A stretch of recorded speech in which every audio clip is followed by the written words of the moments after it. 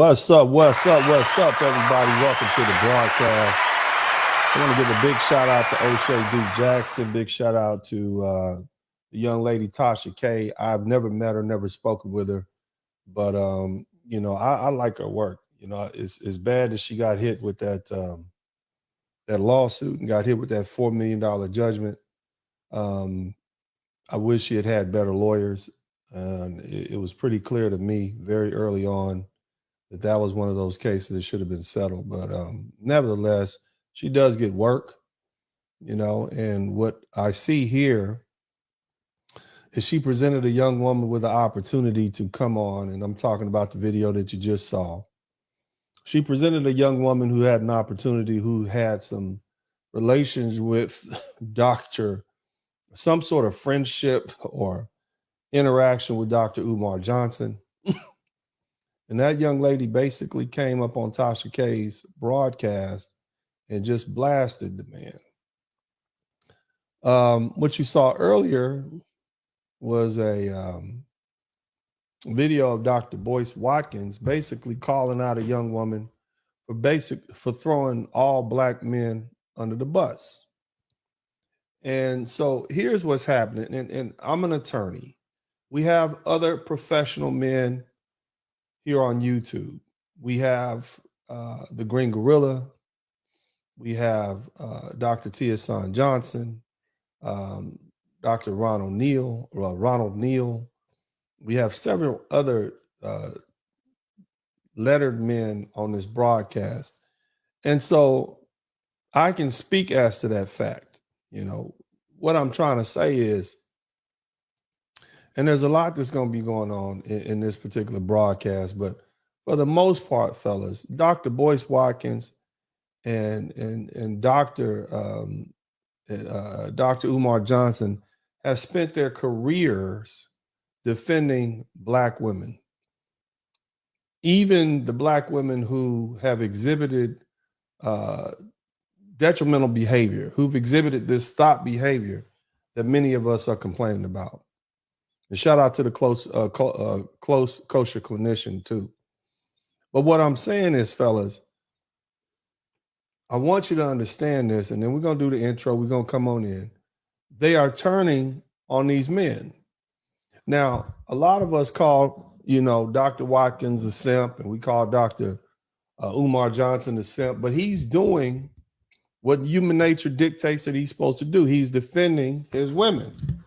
Unfortunately, they are stuck in a time period that is not now. They are the brothers, they are the remnants of the 1980s and 90s with the black love, and they look for a more nostalgic time, but that time doesn't exist. Shout out to my man Teddy Fresh. He said the Blizzard King is him. I defend black men.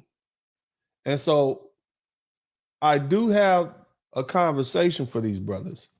But what I need these brothers to understand is we're lettered men too, but we've come to different conclusions.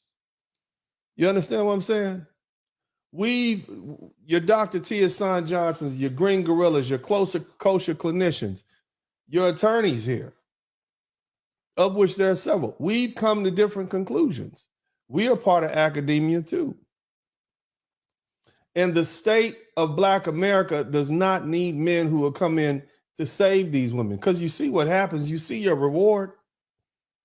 You see what happened. They keep coming up with things. They keep coming up with broadcasts. And Tasha K, this is her second or third time going after Umar Johnson.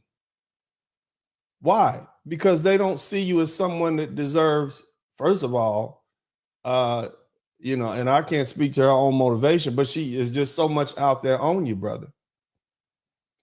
And they're not going to cut you any slack. But either way, let's do this. Big shout out. Let's give a big shout out to everybody. All my members, Broken Blade, big shout out to you. Combat Scorpion. Damn, Combat Scorpion. That's a dope name. Jamal Smith, big shout out to you. Christopher McLean, thank you so much. Arrowhead 1. Michael J. Jamel Smith. Who else we got up in here, man? Let's see. Let's run through it. Somebody from London checked in. The real one, thank you so much. All my members, thank you. I got 200 members. That's what's up, man. You really want to do something special, man. Become a member and check out all that hidden stuff I got. Another big shout out to Teddy Fresh. Thank you so much for the $50. Fellas, here's the thing. It serves no purpose for black men to be attacking each other. And for years, I've seen Dr. Umar Johnson and Dr. Boyce Watkins basically give these lovely ladies the benefit of the doubt, even if it meant that they were attacking black men. And you see the reward that they get. You see what these ladies do to them. Any opportunity to throw them under the bus, and they'll do it. Now, this wasn't necessarily one where they were attacking Dr. Boyce Watkins, but if he keeps it up, if he keeps defending black men like this, trying to point out the obvious, hey, sister, you haven't dated all black men. Big shout out to my man, Jamal Smith. The cold shoulder is not only deserving, but necessary at this point. Praise God. You get the rock and roll. You get the rock and roll. Thank you so much. Appreciate that. Jamal Smith, been here for a minute. Been here since for a minute. But my plea is to you black men out there, okay? I don't like attacking black men. That's why when the brothers attack me, even here on YouTube, I go out of my way not to attack him. There's people that say shady stuff about me. I hear it. My people always report back to me. The most that I'll do is develop a file on you. What do I mean by that? Pretty much, if you say something about me, within 2 weeks, I'll know everything I need to know about you, from where you live, where your mama live, where you work, what your education is like, because you presented yourself to me as an enemy. And I'm a wise man, so I'm always going to keep a Rolodex of my enemies so I'll know how to get at them if I need to, especially when it concerns the lawsuits. And I want to know.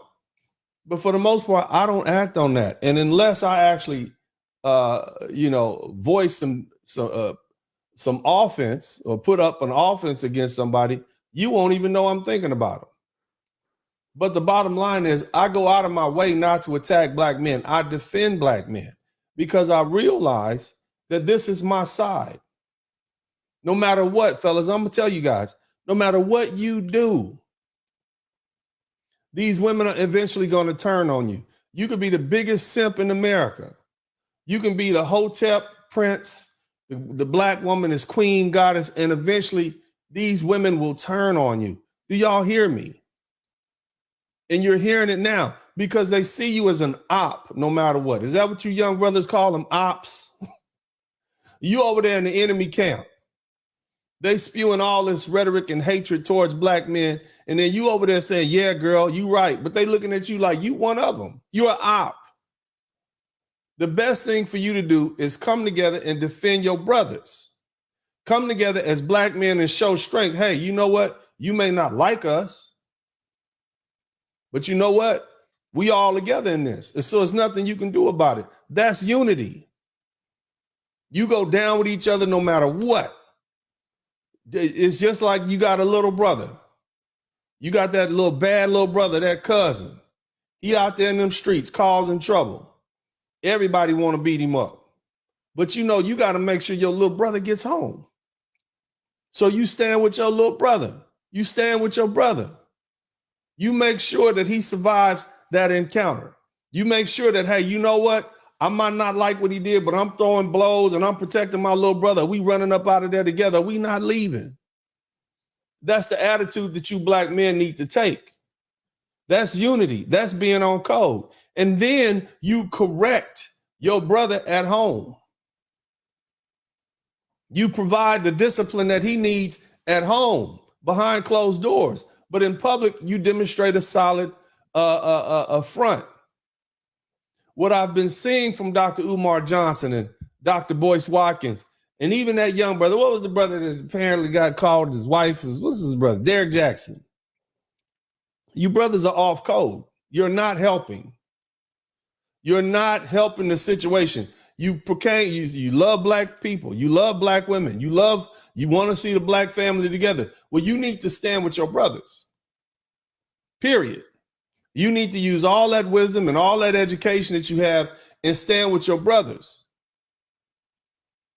right, wrong, or whatever. You need to stand with your brothers and correct your brothers from the inside and not be used as a tool to attack your brothers. Let me explain something to you. And that also applies to Steve Harvey.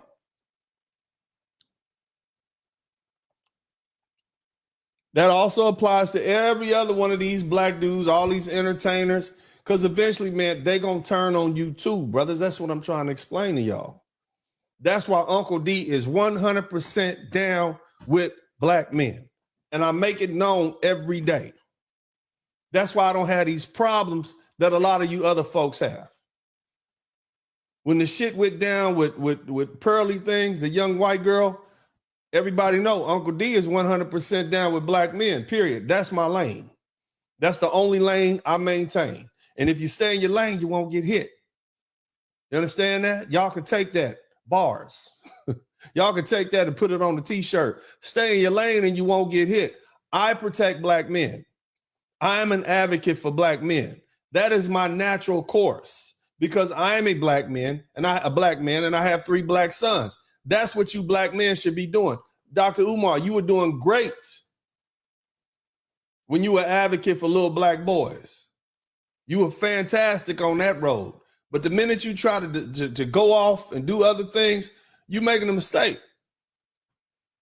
Your primary focus should be protecting black men, advocating on behalf of black men.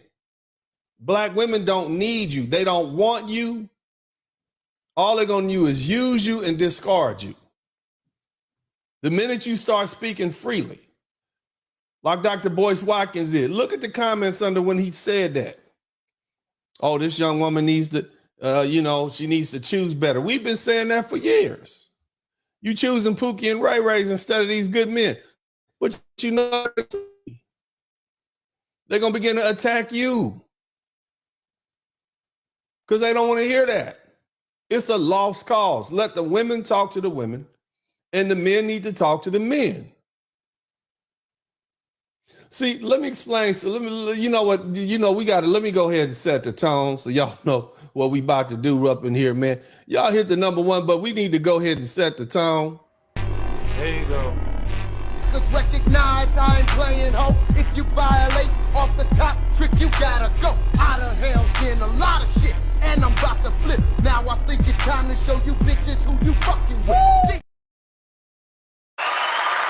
Now, if you didn't know, I'm Dennis Spurling, also known as Uncle D, but more importantly, I'm the Blizzard King. And what we're about to do right now is we're about to talk about these Jezebels, these harlots. Shout out to my man Jamal Smith. He said, it breaks my heart that the women I love the most in the world are the ones that hate me the most, and I can't say, and that's what we're about to talk about right now. See, we're living in a Jezebel manufacturer, okay? That's what this is. That's what the West is. That's what the United States has come to. We cannot trust the modern day Black American woman. Now, there's some exceptions, but for the most part, I'm going to tell you like my Uncle Slim told me, nephew, and this is 1987, 1989, I don't trust a hoe as far as I can throw a hoe. You understand me? That's what he said. You don't trust a bitch as far as you can throw a bitch. You don't do it. And some of you dudes that went to college, you so fucking gullible. Excuse my language. I appreciate Dr. Boyce. I appreciate Dr. Umar Johnson, but you're so fucking gullible. You're trying to do something that you're not capable of doing because you don't understand the nature of these broads. The reason that I act the way I do, the reason that and if you ever catch me in public, I don't have a problem with females because I'm not running up in their face all the time. I'm not asking them for sex. I'm not running them down. I keep my distance. I make them act a certain way when they got to fall in line when they're around me. Pretty much everybody got to fall in line when they're around me because it's the way in which I conduct myself. And so they don't never have nothing to throw back at me. That's why I don't have no scandals. You understand me? And the scandalous shit, any scandalous shit I did, guess what I did? I did it overseas. You feel me? That's where the yacht parties took place. That's where the women with the 7 to 8 broads in the swimming pool took place. And I warn black men, get your passport. Go somewhere else. Not only when you want to hang out and do your dirt, but you also when you want to find a suitable mate. And if you don't do that, it's going to come back to bite you. Why? Because you're not street dudes. You see what I'm saying? You heard what this young broad said about Dr. Umar Johnson. Basically, if you listen to the whole, and big shout out to O'Shea Duke Jackson, because that's where I got it from. I steal all O'Shea shit. That's where I get all my news from, baby. So big shout out to O'Shea. Somebody type O'Shea Duke Jackson in the chat room. That's my West Coast homeboy, man, from Sacktown. And if you ain't heard of him, you need to go check him out, man. He been doing it for a long time. I appreciate that cat for what he does, because he always coming up with ideas. He got the good stuff popping, 10 minutes long. You know, you can get the whole story, and then you can do your own research. But nevertheless, he was the one that broke this story. You see what I'm saying? And I understand Dr. Umar's love, but they keep hanging you out to dry, bro. You've been going hard for black women, right? And yet it's these same lovely ladies just keep trying to tear you down while you trying to lift them up. That's like trying to save somebody who's drowning and they making you drown. You're not going to win with these Western Jezebels like that, brother. You just wasting your time in the manner in which you trying. You got to turn a cold shoulder on these broads. Go ahead and push forward and do what you got to do. You got to be ice cold with them. You got to let them feel that cold breeze. You can't be warm and loving with these broads. That's not how hoes don't respond to soft. You understand? You're a big soft dude. You're a nice guy. You're an intelligent guy. You've done so much for your life, but and I'm gonna get to something else. You are trying to play both sides of the coin. You see what I'm saying? You trying to be street, or you trying to be this high-powered brother who speaks up on behalf of as an advocate for black people, and then on the other side, you trying to be a pimp. That's not gonna work. You see what I'm saying? And here goes your black queen. Right? I mean, you simping. You putting all these brothers putting all these broads on the pedestal. You telling these other black men to put these women on the pedestal. Some of these women are whores. Some of these women are disgusting and destructive, and they're messy and they're problematic. We're not going to do that. Especially when we see you uplifting them and they constantly dragging you, bruh. They dragging your name through the mud, all your hard work. Some of these women are outright enemies. Look at some of these videos I got, man. With these women talking about they want to abort black baby boys.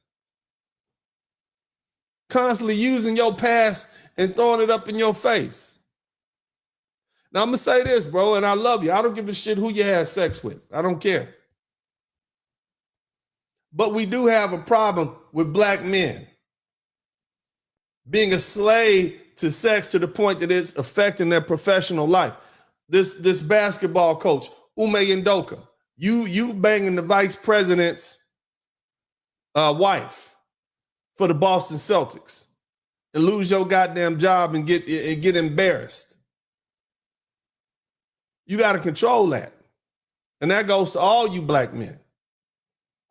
You're in a professional setting. You got to control yourself. Pussy is not that important, fellas. And then, but see, here's the thing. Other than that, I really don't care who it ain't nobody's business. And at the end of the day, Dr. Umar Johnson ain't doing nothing that nobody else did. Shout out to my man, Cody Marshall. The 48 Laws of Power told me to avoid unhappy and unlucky people. Yeah. But see, the problem is he make all of us look bad, especially us educated brothers. Here's the thing, fellas. I want you to hear me, and I want all y'all to hear this. It's affecting your professional life. You can't be a pimp out here creating a stable full of hoes and then also be a black thought leader and an influencer. That's an automatic disqualification because of your character is lacking. And the other thing it does, it makes it look as though all educated brothers are no good. That's some Pookie and Ray Ray shit.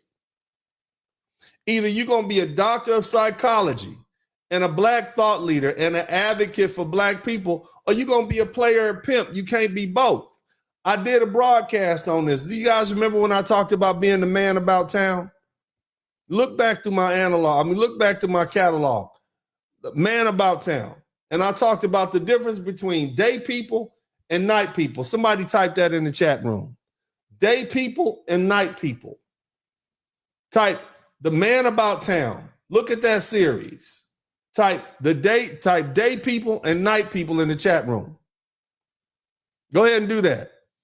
Day people and night people. What is a day person? A day person is a person who has a job.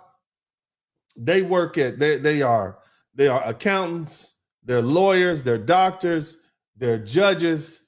They are people who are basically on the up and up. They're police officers.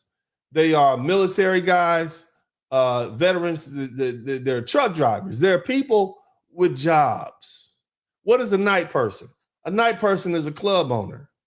A night person is a bartender. And even though, you know, they have jobs and whatnot, it's just a different sort of thing. They service the people of the night. They're out at night. You associate them with that. But you can't be both.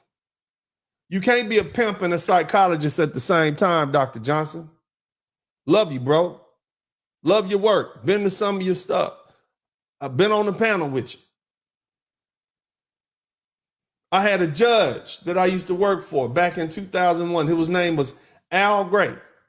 He was over at the 14th JDC, Lake Charles, Louisiana. That was my job over there as a law clerk. Al Gray was a well-renowned judge. His office was right next to the judge that I worked for most of the time, Judge Wilford Carter. Both of them came up together. Both of them went to McNeese State University. Both of them ended up at Southern University Law Center. They both they were competitors in the Lake Charles area. And then they both took the bench at about the same time. The only difference is my judge, Wilford Carter, he was a judge. He had real estate. He owned land. He was country as a brown egg. He'd chop his words up like like chopping carrots. He sound country. Brilliant man, though. But you see, the stuff he did, that none of that threw up a red flag for you. Judge Gray owned the nightclub. And sometimes things would happen in the nightclub. People would get in fist fights. People would get affected. Can you imagine the owner of the nightclub? He can't hear a case that's in his district because it happened in his business. Those things don't match, and it really interfered with his ability to be able to rise. It interfered with his prestige. And I know this is boring. I know, you know, but it's something in here for all of you. I want all y'all to hear me, man. And I'm talking to Dr. Umar Johnson, and I'm talking to Dr. Boyce Watkins, because what I know is that when you get out there in that world, you tend to think you're the only one with PhDs and JDs and whatnot. But there's the rest of us out here like that too. You're not by yourself. And what you're doing, brother, is you're undermining your own credibility. You're a young man. You're only in your 40s and 50s. You got another 20 or 30 years, and it's going to get better. But not if you're doing stuff like this. Not if you got women popping up talking about, yeah, you know, he got a stable full of, he was trying to get me to, you know, be one of his stable. That's what the broad said. Let's take a quick break. We'll be right back. There you go.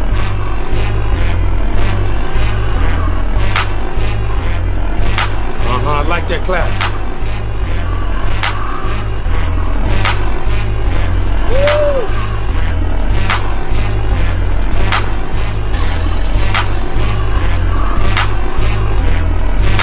It's not bad to be light skinned, huh?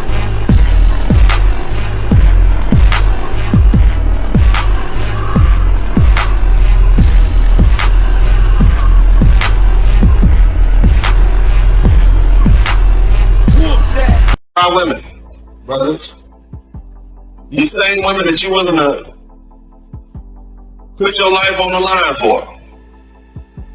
That's the white man's job. He created them. That's why I tell you brothers all the time, if you want a black woman, go get you a real one.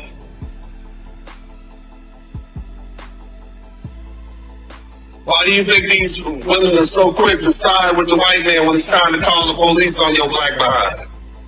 Really? Why do you think we have such a high abortion rate? They don't like your black ass. Really? Why is there a movement online right now saying abort black baby boys? A whole movement. Why are they wearing weave and bleaching their skin trying to look like that white woman? Despite that you tell them they look better with their African selves and their black selves. You damn near got the KKK sleeping in the bed with you. KK Keisha. Wow. They're the main ones talking about fighting white supremacy and the main one enabling white supremacy. Wow, we are.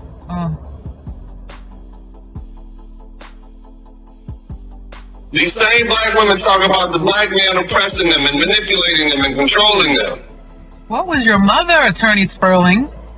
They act like the word submissive is a dirty word. What was But your mother? on the flip side, for them it's a flex when they go date the same man that looks like the men who oppressed them during slavery and oppression. Tired of this.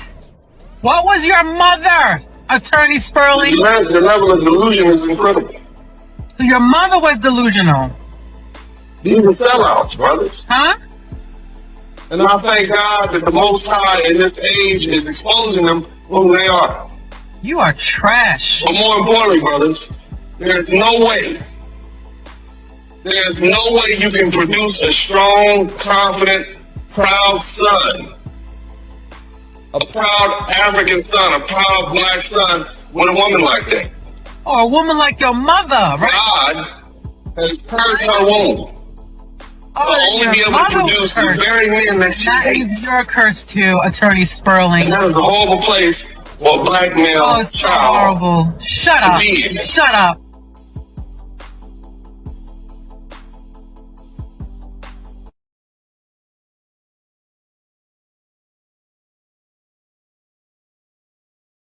Welcome back to the broadcast. Yeah, they got strong feelings about Uncle D out there in these YouTube streets, baby. I don't even ghetto, baby. I'm gonna keep saying what I'm saying.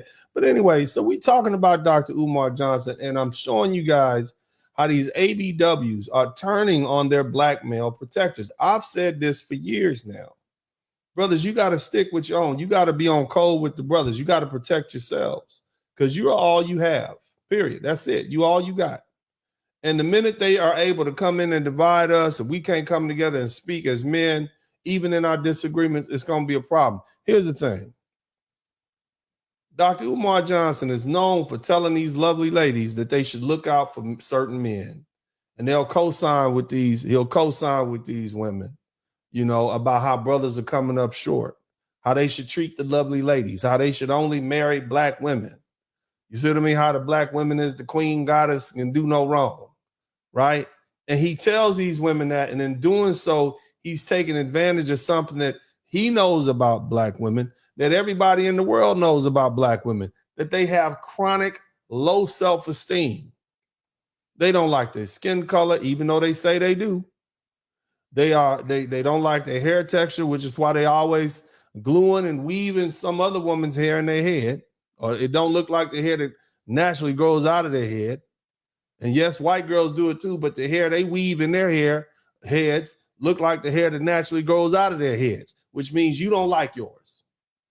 Okay? The other thing they constantly doing, they constantly telling everybody how strong and independent they are, when the truth is they're weak and dependent, mostly dependent on the government. And if they were that strong, they wouldn't have to announce it. They'll be doing a lot better than they are doing. You see what happened during the beer virus? You see what happened when they cut them government checks off? You see who was independent, who wasn't. My man Kevin 3905 said, Uncle D be saying that fellas don't cheat, maintain a more high ground. Yes, Dr. Umar is allegedly setting an example of what not to do. Yeah, you can't tell people what to do if you are around here acting, you know, debaucherous, brother. And it's one thing if you were debaucherous when you were young and foolish in your 20s and 30s. Hell, maybe slid up into your 40s, but goddamn, by the time you're 50 years old, baby, you need to get out the club. You need to get out of that state. And see, that's another problem. See, I actually lived my life. I did a whole lot of shit before I decided that I was going to come on the internet and start giving young brothers advice. I've been rich. I've been successful. I've always had women. I've had hoes. I've had classy ladies. I've had a whole plethora of pussy. So I'm not impressed by it at this point. My whole point is I grew out of that.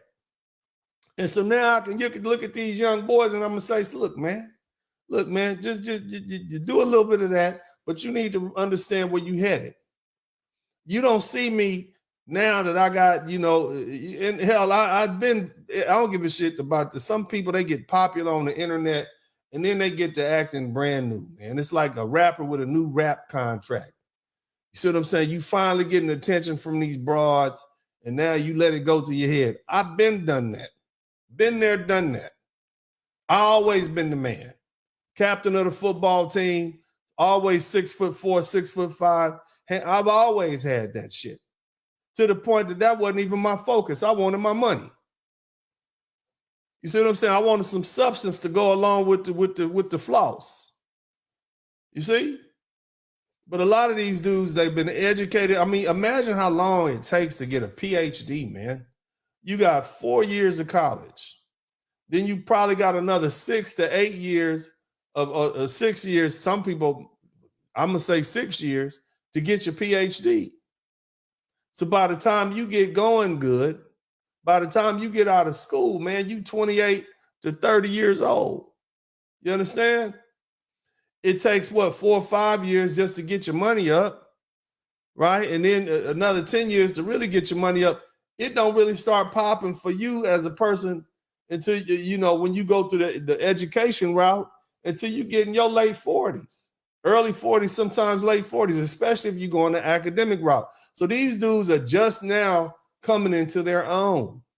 And a lot of these guys were nerds. You got to be a nerd to go get a PhD, man. And some of y'all can sense that with Dr. Boyce Watkins and Dr. Umar Johnson. And I'm not taking nothing away from, I'm saying y'all were studious guys, smart guys, well-read. You wasn't out there in them streets. You wasn't pookieing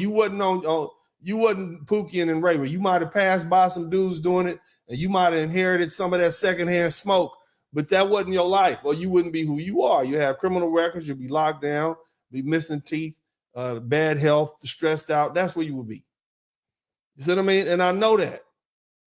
I just so happen to be in a unique position that I can truly understand that hood shit, that ghetto shit.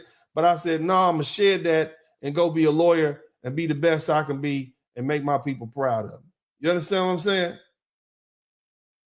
But the bottom line is, man, they just now coming into their own. And so they want to do these things that they saw the rappers doing back in the 1990s, man. They want to have a harem of broads. Shout out to Sherwin Wilcox.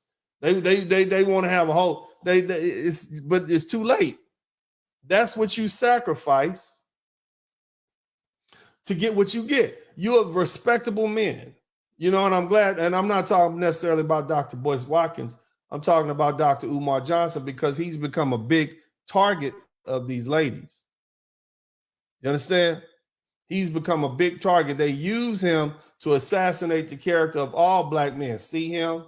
He's sleeping with strippers. See him? He took all our money, said he was going to make a school, and look how long it took him to make a school. They're using you against us. And you constantly telling these lovely ladies to watch out for these men, okay? And then look what you're doing. And you taking advantage of the fact that all you got to do is tell them what they want to hear because they got low self-esteem. And then guess what? And you understand how to mimic that aggressive, rah-rah, pookie behavior and character. And so they gravitate to you. But then when they find out, when they dig a little deeper, they like, oh man, this dude is just like the rest of the dudes. After you get through spitting the black power and the Pan-African stuff, and then it just now, man, you making it worse for all of us. Because they like he fake. They like he spit that Pan-African stuff, but he just like the rest of these Pookie and Ray black dudes. So then guess what? That makes it harder for all of us. Black men are able to separate ourselves from our deeds and our education and what we do. And then if we got one of our educated brothers up there doing that Pookie and Ray shit, it make us all look bad, baby. And let me say something else, and it seems like it's something you haven't realized. Black women, these modern day black women, they destroy more black men than white people. Let me say that again. These modern day black women destroy more black men's lives and our reputations than these white folks do. All the racist nonsense that this system does to us. And yet black men, we still standing. And we move on from these racist experiences and these microaggressions. And we do well. 63% of black men are in the middle class or higher. Right? Irrespective of the system, we're overrepresented in the military, overrepresented on the police force, overrepresented everywhere.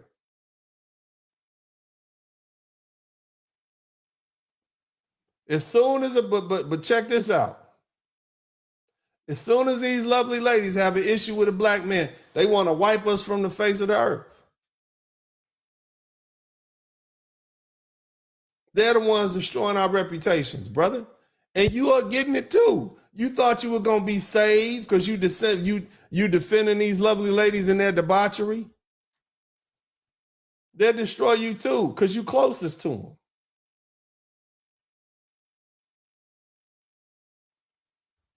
What I'm saying is this, and I want y'all to hear me, brothers, and this is a clarion call. I want you to hear me. We should defend each other as men. We should defend each other as black men. All this backbiting. That boy called me up, what's his name? Sarah Garvey. I don't know him from Adam. O'Shea Duke Jackson asked me to help this young brother out. The pearly girl tried to strike all his shit. I'm saying it. And look, I speak, and what I'm telling you is the truth. I ain't got no reason to lie. I sat right here at this desk for about 6 or 7 hours coming up with a brief explaining to him what he needs to do to fight against all those copyright charges that he got. I don't even know the black man, but on the strength that O'Shea Duke Jackson asked me to help, that's what I did. That's what I do for the brothers behind the scenes. Kevin Samuels, we're a year away from his death. Appreciate everything he did for me. And some of y'all say the same. But guess who was the one that had to come up, found the lawyer to open up his open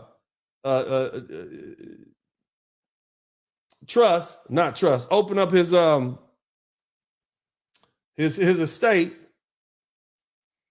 and actually paid money. Me and O'Shea Duke Jackson came through behind closed doors because that was our black brother. See, I'm not just about them words, man. I put it to action. Y'all don't see what I'm doing behind closed doors, but I'm doing things. They call me oftentimes, and I'm happy to help. I'm that guy. I want to see brothers do well. I want to see you brothers on my page do well. That's why I'm doing my best to try to, hey, man, come on the page. Y'all see me cut out for 10 or 15 minutes and come back. And I done let somebody like Simple Shit TV try to figure out how to, deal with the public. Because I want to see you brothers do better. That's my whole point of being here. But see, it don't help when I got brothers like Dr. Umar Johnson and Boyce Watkins, low key, jabbing at us from the side while I'm trying to uplift these brothers. I know we not perfect. I get that shit. Nobody said we was perfect, okay? But nobody's perfect. What I do know is, we're not going to go anywhere without defending each other. We can no longer allow our image to be compromised, which is largely done by these brothers. Look at the slightest thing we do. You want to cancel a black man. When other communities straight up, they protect their monsters.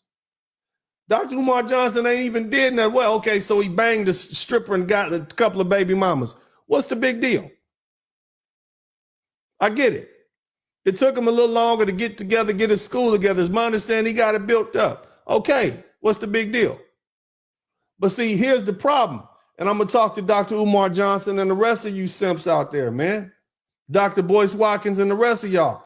Here we are defending you, but you quick to attack us and tell us how we coming up short. That's not cool. You got to reverse that. You got to be 100% all the way down defending the brothers at all times in public.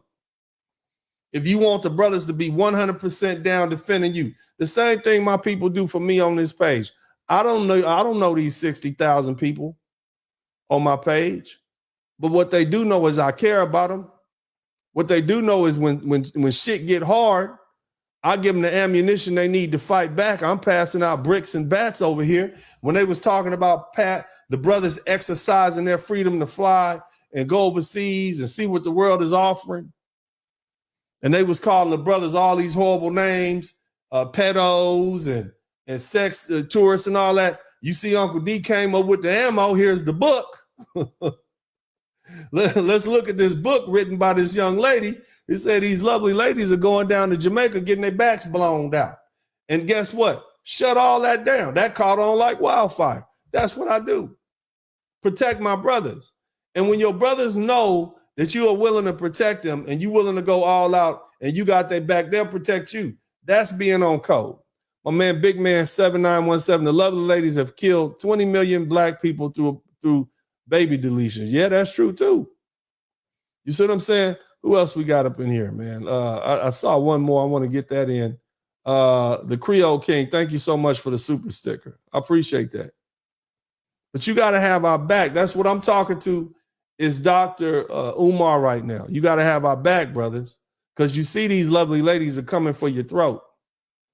As much as you've done for them, all the simping you've done, you're a queen, mother, goddess, all that shit. The minute they get a chance to, and I don't necessarily believe the little broad either. Now, let me say that.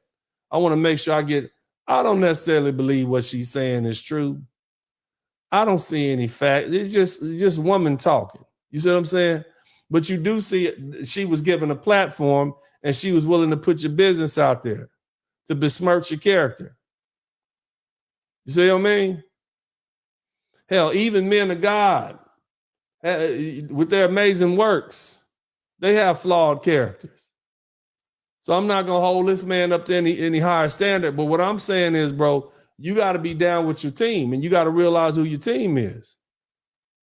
Nevertheless, I'm giving side eyes to all female women, all female making allegations. You going to bloggers instead of going to the police first. I'm not necessarily believing what you're saying. I need more proof. Moreover, it's my understanding that's an old video, and Dr. Umar Johnson has already denied it. But the bottom line is the young lady, Tasha K, resurrected it. You see what I mean? So it's got to be dealt with. It's in the public forum. And again, you represent us, brother, and you make us look bad when you attack us. And when you do these things, like and these are and for you guys who don't know, and I'm gonna go ahead and open up the chat room, but we're gonna break this video down real quick. I'm gonna break the video down real quick. We're gonna talk about it. I got it broken down. Let me go ahead and start. Because I want you, brother. I hope y'all understand. But before I move on, I also want to address Dr. Boyce Watkins. I can tell that he's had a change in heart because he sees the foolishness that's going on. Even some of our brothers, where are all the brothers from the Nation of Islam? Back in the 90s, a black man couldn't say a damn thing about these lovely ladies' behavior back in the 90s. They would always come up, well, the Honorable Elijah Muhammad says that if something's wrong with a black woman, it must have started with a black man. They would say that. They don't even say that no more because they see the treachery. You got the so-called conscious community. If you look at all these conscious brothers who was down with the Black American, the foundational black, they got foreign wives. My man, Simple Shit TV, thank you so much for the dub. Appreciate the love. You see what I mean? Now let's look at this video real quick. Y'all hit the #1 button if you can hear it. I couldn't. You know why? It was a sense when you feel like somebody's not gonna be honest with you from day one. Why would I put myself in that predicament? All right, so this lady right here is basically saying that she didn't trust Dr. Umar Johnson off top. Very nice young lady, but I was like, wait a minute. This is a powerful doctor. You know, what's going on? Her friend apparently introduced her to Dr. Umar Johnson. And let's peep out what she Radio said. at the time in a small town. And that's where I met this young lady. And because I had just relocated from Atlanta, so I lived in Atlanta for years, and that's where my activism started, where I became more like Black Power, like Dr. King, like, you know, and she knew that about me. So she took the opportunity to tell me about Dr. Umar. So basically, she's trying to make it seem like old girl who she met was trying to be a recruiter and trying to bring her into the harem that Dr. Umar is allegedly forming, right? This is not a good look. You're a doctor of psychology. You spent years educating yourself, and this broad is on the internet trying to play you with this queen mother goddess that you've been telling us that can do no wrong is trying to play you like you a pimp, like you trying to have a harem of hoes. See what I'm saying? This is what you get, brother. This is what you get for all your hard work, for going against your other brothers who are telling you the truth. You see what's going on. You got baby mamas. You know what's going on out here. You just ignoring it. You see what I'm saying? On top of that, you're not going to just come around and do whatever you think you're going to do to me at all. Like, it don't go like. And then she went on to say, yeah, he told me we was going to be F buddies and what I'm going to fuck you. I don't know if none of this shit is true. You see what I mean? But the fact that she went on the internet and spewed, this makes you look bad, bro. This shit, we ain't never heard nothing like this from Farrakhan, have we? We ain't never heard no scandalous shit like this from Malcolm X, right? This is the template that you have to follow. You can't have these broads out here talking about you trying to have you trying to be a player. It's not going to work well. You can't be an activist and the savior of the Black community and be a rest haven for hoes. That don't mash. Let's keep listening. What was going on in his past real quick? Ooh, well, Umar had a plethora of women. Like I stated, I knew about. This is not a good look, bro. And you represent all of us when you put yourself out there. You see what I mean? So you got to choose. Either you're gonna be a daytime person, you're gonna be a nighttime person. Either you're gonna be a doctor of psychologist and an activist for Black people, or you're gonna be a pimp player. Because these broads are not your friends, man. I'm gonna give you some uncle advice like my Uncle Slim told me. Don't trust a bitch as far as you can throw a bitch, nephew. He told me that while we was riding in this motherfucking 78 L-Dog, okay? Through the streets of South Central LA. You understand me? Playing some soul music. You understand? With his hand on the steering wheel with the pinky ring up. Steering like that. Cadillac, baby. I remember I'm 14, 15 years old. You brothers have no game. Now, see, and I don't even want to get in, I don't even talk about game, but the bottom line is, man, you have this idealistic view of women. It's like y'all mama's boys or something, man. You just trust these women. And this is not how this world works, man. Read your Bible. You understand me? Now, as far as my man, Dr. Boyce Watkins, man, the brother's been laying you out for about 4 or 5 years now. They talk about it. They've been letting you have it. They call you. And let me tell you something, man. Let me just go ahead and jump on this. If your brothers don't respect you, if other men don't respect you, it don't matter. It don't matter what the bitches say. I'm going to just tell you like that. If you don't get respect from Black men, you a Black man and you don't get respect from Black men, no, it don't matter. We don't care what the broads say. You can say whatever you want to say, but if your own brothers don't respect you like that, you ain't shit. Because respect comes from men. Your social status and how other men see you, that's the most important thing. Not what these broads think. Because broads can be bought. You understand me? They like children. Just give them some candy and they'll like you. You understand? Buy them a motherfucking person. They can be bought. They have no integrity. And so it is important for you to have the respect of other Black men, not these women. I don't care how many women like you. If your brothers don't respect you, it don't matter. And what I'm saying is, Dr. Watkins, I appreciate your words and I can see past it, but the average brother on the street is seeing you, looking at you sideways. And even though you spoke up against this little broad and and when she was out of pocket, and let me Let me run this video because I want them to see that. We got some dudes in the bullpen. We want to let the brothers in, and I want to let them speak, but it's important that we lay the foundation. So here it is.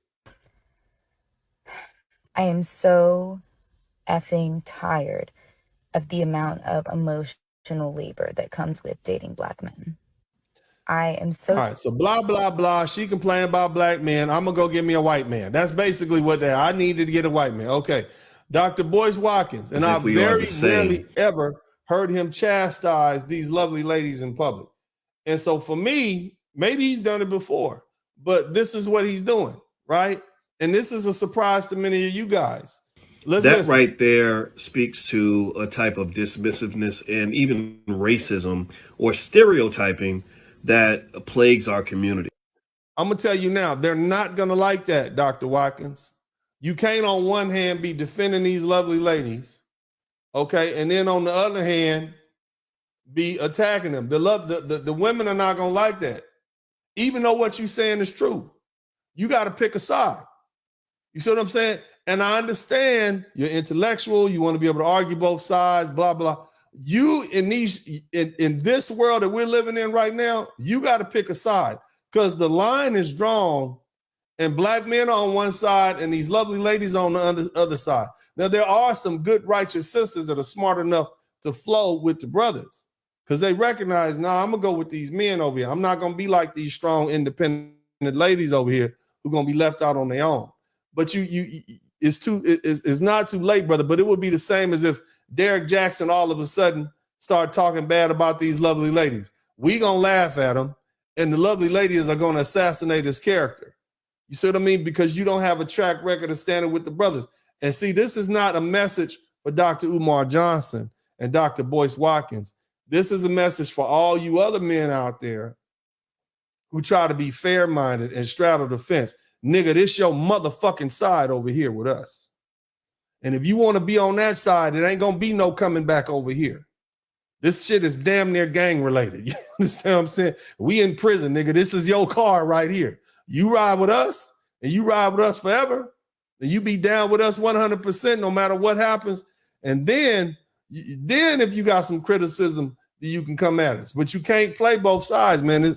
You can't play devil's advocate. Big man 7917. Let's not forget Umar called a whole nigga beautiful black queen. That's another thing. They set him up for that too. He flirted with Hope Giselle so much her pussy got hard. Oh my God. Bro, they set him up for that. When are you gonna learn, Dr. Johnson? I mean, you're a brilliant man, but you playing yourself in public, and it's embarrassing because you're one of us. You're a brilliant man. You got all this wisdom, I remember we came out about 10, 15 years ago, man.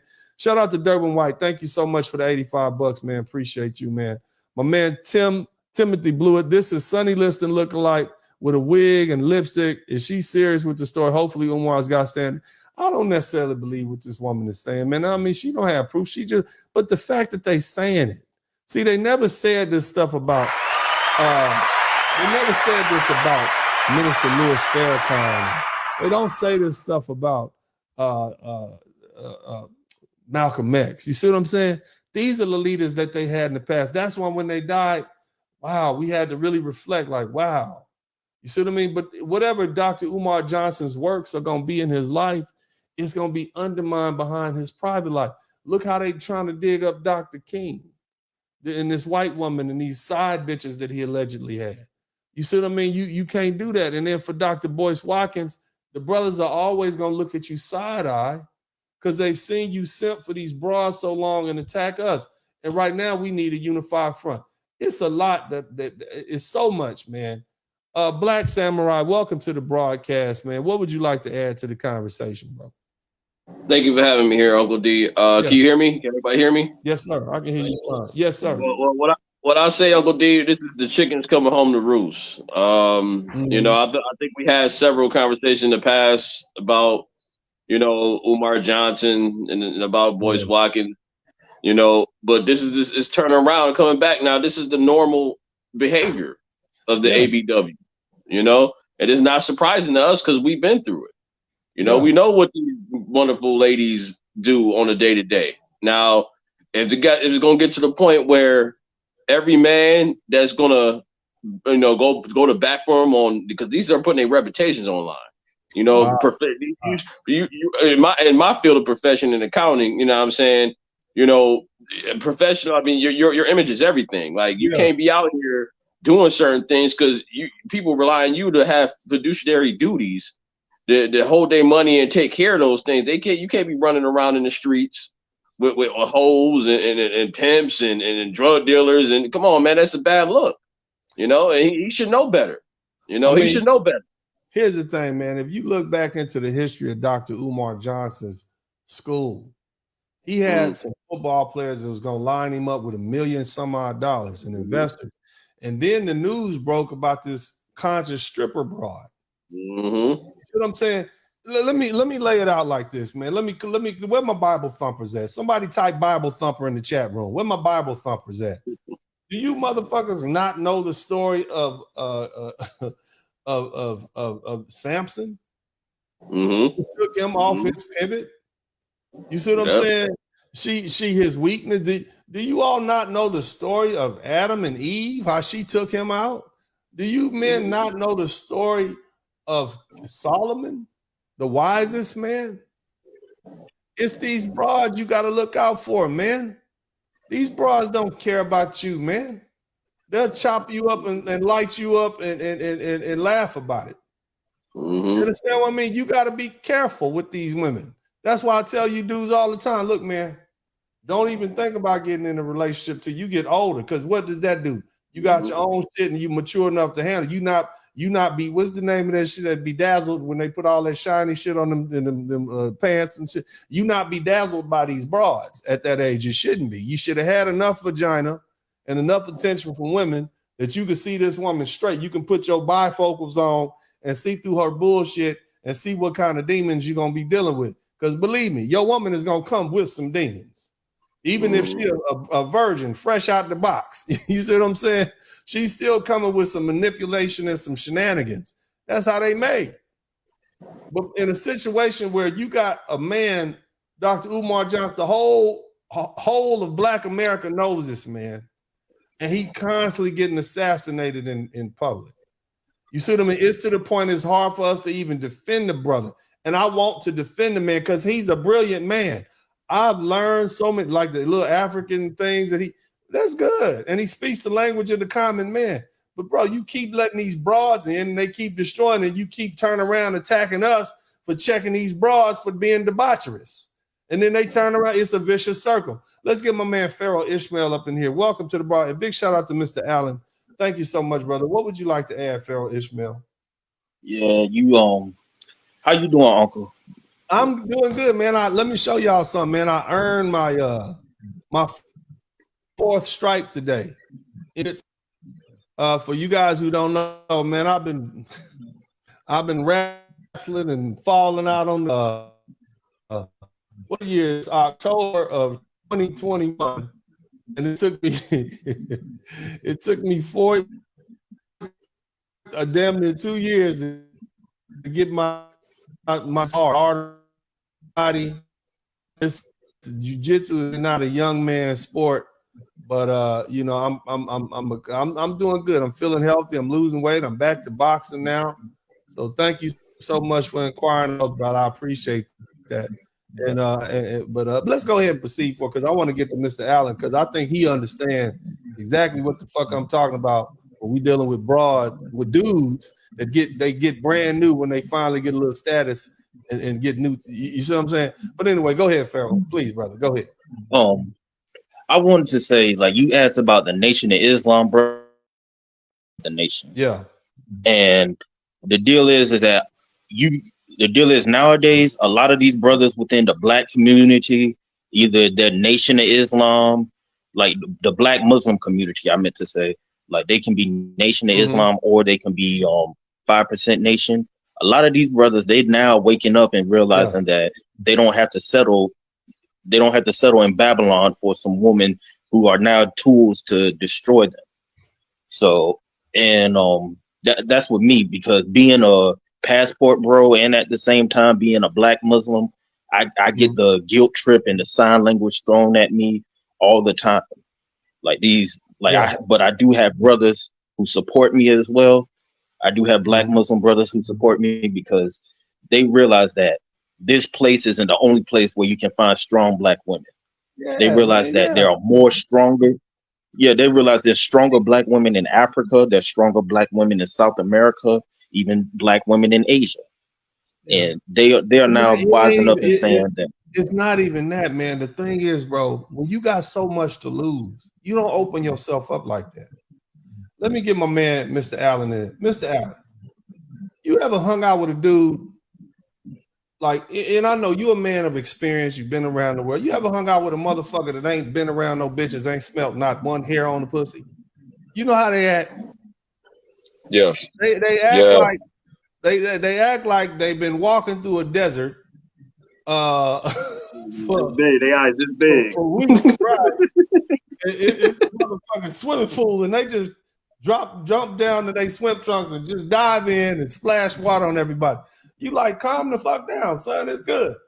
And so when I see a man like Dr. Umar Johnson basically say, yeah, man, I'm putting together a harem of hoes. Like, come on, man. You come on, brother. You know, come on now.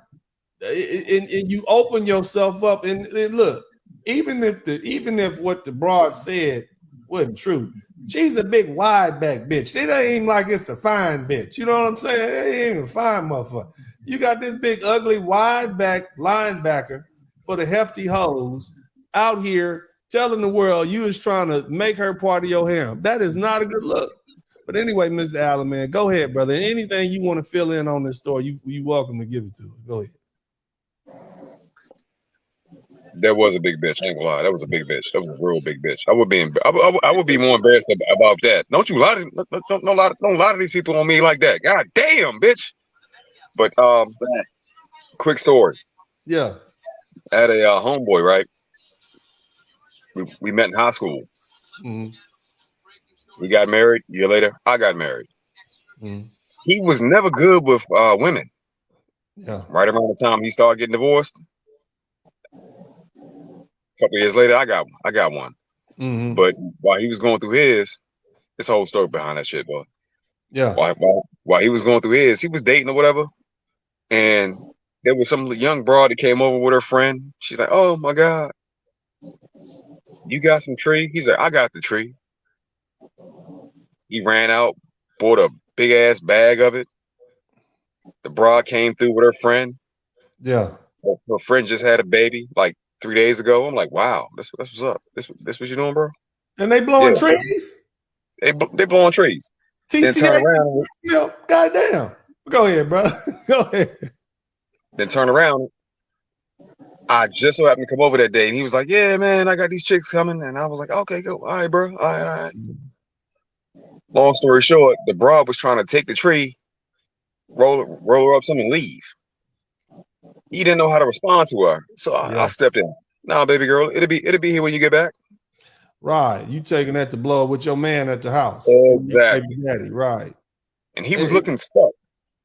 Because man, a lot of these see, the thing is, Mr. Allen, and this is why a lot of dudes is regular guys. That's why y'all don't fuck with these educated motherfuckers. And I'm one of them. You see what I'm saying? I'm normally when the dude got a bunch of alphabets behind his name, JD, SE, corny as a motherfucker.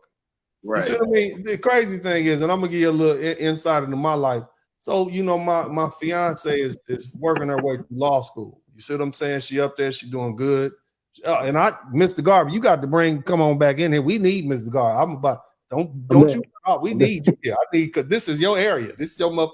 Got them good braids on too. But look, so basically, when the lady, when she goes to school, it's a lot of young brothers up there. You see what I mean? And they be trying to low key flirt with her. I say, baby, what they say? They just be saying hi to me every time they see. So you say the same motherfucker just be saying hi for the whole year that you've been there. Hi. I say, yeah. I said, because when you're dealing with these educated black men, remember, they don't have game like that. They don't know how to talk to you. He said, one dude keep asking me where I'm from. Like, nigga, look at the motherfucking brochure with it tell where all the fucking law students are from. You know, it's just like they don't know how to approach it. They're socially awkward. So now this is what I want you to do. I want you to get that dude his JD or his PhD or his SCD, give him his title, and then put him out in front of these black people and say, all right, I want you black folks to listen to him. And then all of a sudden he's figured out, wow, people listen to me. They respect me. And so you know what? And women want to give me some vagina because they see me up on stage. I'm shining bright now. You see what I'm saying? But you don't have the social skills to go along. You're a book dude. You see what I mean? See the reason y'all like me, because some y'all like Uncle D is ghetto than a motherfucker. Something's up with this dude. You see what I'm like, Uncle D, you know, we know he a lawyer, but it seemed like somebody gave a nigga a law degree. That's what it is. Not the right. He said the same thing about me. That's what it seemed like. Because at the end of the day, that's who I am. You know what I mean? And it creeps out. You know, but I'm okay with being my genuine, authentic self with you guys. And I don't, you know, and I know, trust me, I got people looking at me, Mr. Spurling. I mean, we see you on the internet. I mean, I know, motherfucker. But I'm doing it because it needs to be done. You see what I'm saying? But yeah, I'm like the spook that sat by the door and learned all this shit. Like, oh, okay, well, and I take my shit back to my brothers and say, look, man, this is what they doing up here. You can get you some money too. Look, I'm not gonna run away from you because this is where I'm comfortable at. You understand? But the bottom line is, man, these dudes are just they awkward, and then they get a little moniker, influence, and power, and then they think that's supposed to translate to a bucket of pussy every week. And it's just that's not how that works. You got to pick and choose. But anyway, I got to bring my man, get the hand clap, the man who coined the phrase, and I'm gonna let him. We ain't got the T-shirt made, Brett, yet, but this brother, he needs no introduction. He's missing for about a year. But yeah, man, I need you to tell me, okay, the conscious community, and if you guys don't know Brother Garvey, the conscious community is an interesting subject. And he has insight into it. Brother Garvey, Dr. Umar Johnson is slapping brothers upside the head. Let me get a point of personal. I'll take a point of personal privilege. We need to go. Give me 1 second. Give me one. We're gonna put you on the hold on. We're gonna bring the brothers in a minute. Brother Garvey, it looked like these lovely ladies, these queens are whooping Dr. Umar Johnson's ass. And he been defending them for years. What happened? Dashiki feminism, man. I keep telling them every time it happens. It happens at least once or twice a year. There's always a flare up somewhere. Did you see when they put him on the internet with the trans man and he was calling her his beautiful sister? They set him up like, did you see that? I didn't see it at the time. I saw it after the fact. Mm-hmm. And I had never seen the dude before. I never heard of him before that. And I didn't know it was a setup. But because I was looking at the clip and I was like, she looks kind of strange, but I didn't pay any attention to it until it came out that it was actually a dude.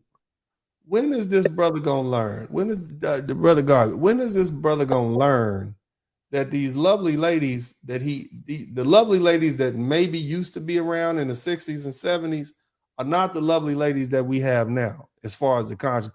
When is he gonna realize that they are coming for his throat and they're trying to make him look bad?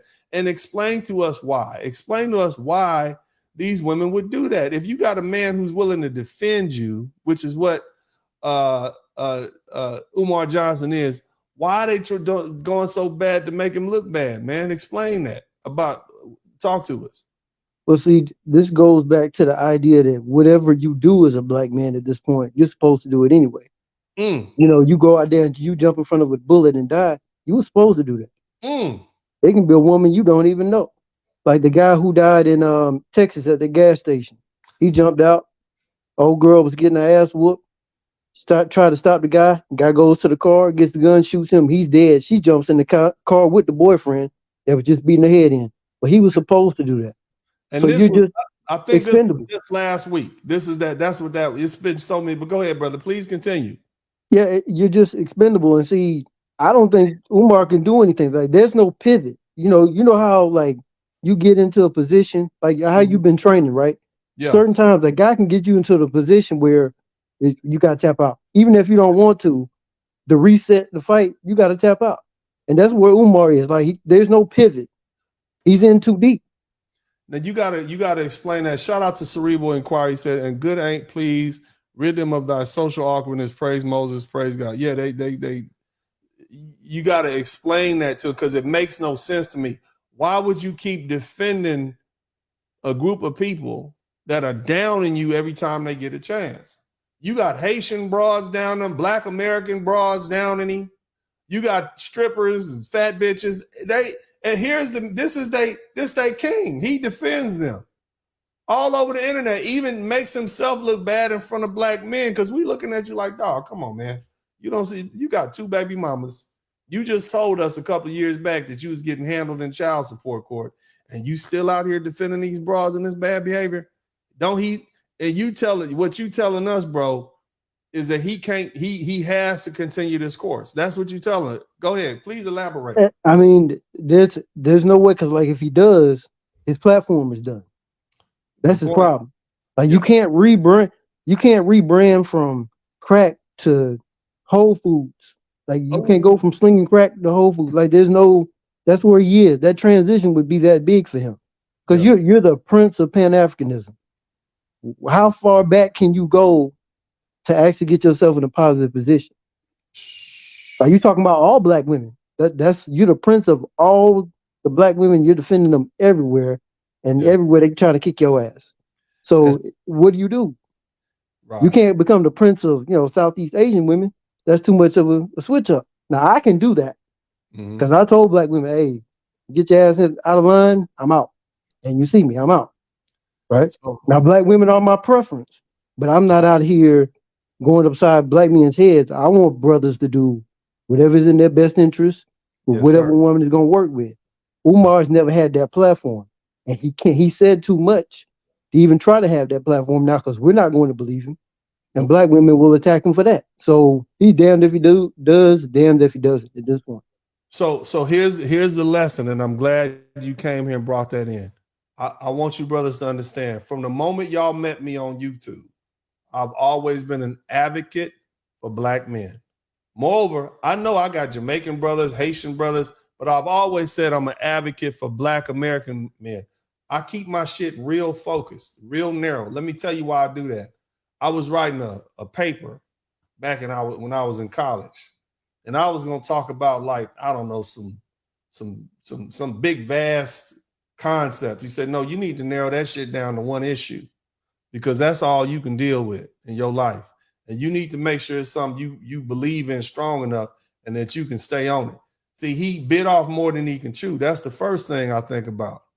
You see what I mean? But the main thing is, and I want you brothers to understand, you're always best siding with yourself. You understand what I'm saying? You might live in a blood territory. You see what I'm saying? But if you move, let me say it like this. You might live in a blood territory and you go to school at a Crip school. You better bang blood, because you got to go home. You see what I'm saying? You could change schools. You understand? You are a black man. You should be defending black men. That should be your primary goal all day. Defending black men, or not, at least not attacking black men. I want y'all to think about that, because in the long run, you're going to lose if you're siding with other people against your own, because he can't come home to us, because we're going to be looking at him sideways. That's the thing. Even Dr. Boyce Watkins, y'all calling him Dr. Boyce twice. Y'all got all kind of horrible names for that man. He got to go, man.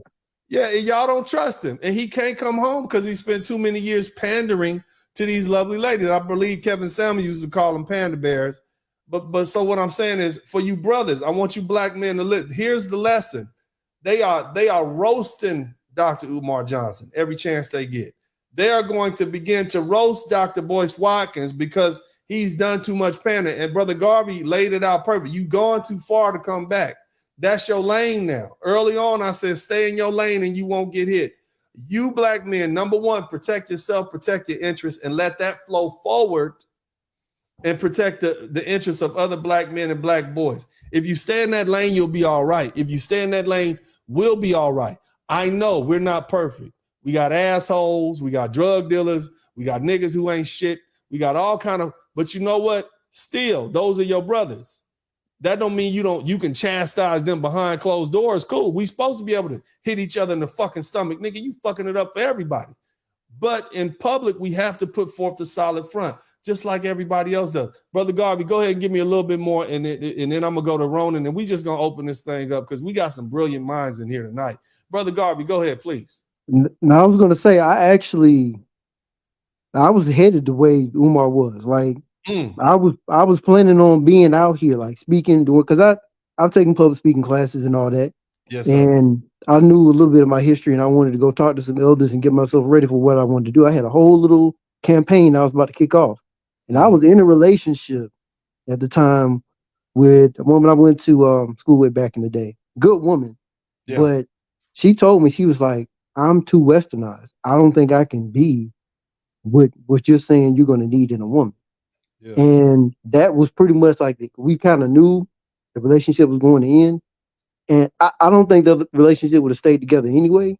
But just that mindset that I had, that's the direction I was going to try to go into. But I stopped because I started to say, you know what?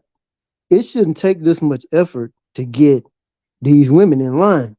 No. Like you don't have to be on your knees for us, but we should be able to move in at least the same direction. Like, damn, we don't have to go to the exact latitude, but can we at least go in that? If it's east, let's go east.